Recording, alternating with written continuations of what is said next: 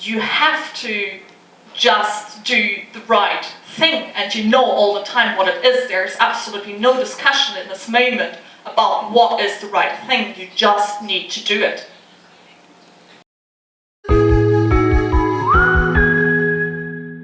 A few months ago, I was just somebody who occasionally helps in volunteer projects, and suddenly I got a lot of attention on me when the people who need it are actually the refugees, the people who we rescue. So it's very complicated for me to deal with this issue of receiving all this media attention and whether to use it to try to change the narrative a little bit, or whether I should just plainly go into hiding and try to avoid the attention. Sometimes it seems that we're working on something and nothing really is changing despite all our great efforts.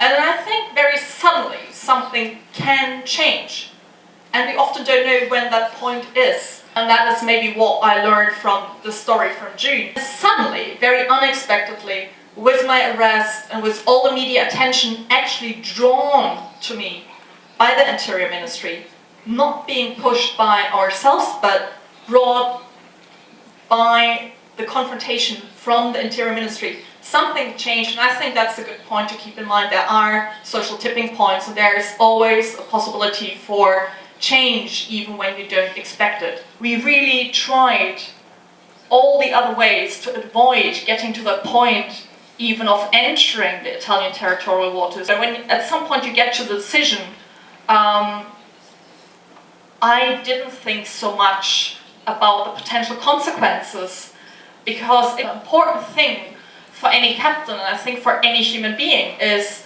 to save people and make sure that the people you protect at the moment are going to be safe, and that is a lot more important than any potential jail sentence you're going to carry. You have to just do the right thing, and you know all the time what it is. There's absolutely no discussion in this moment about what is the right thing. You just need to do it.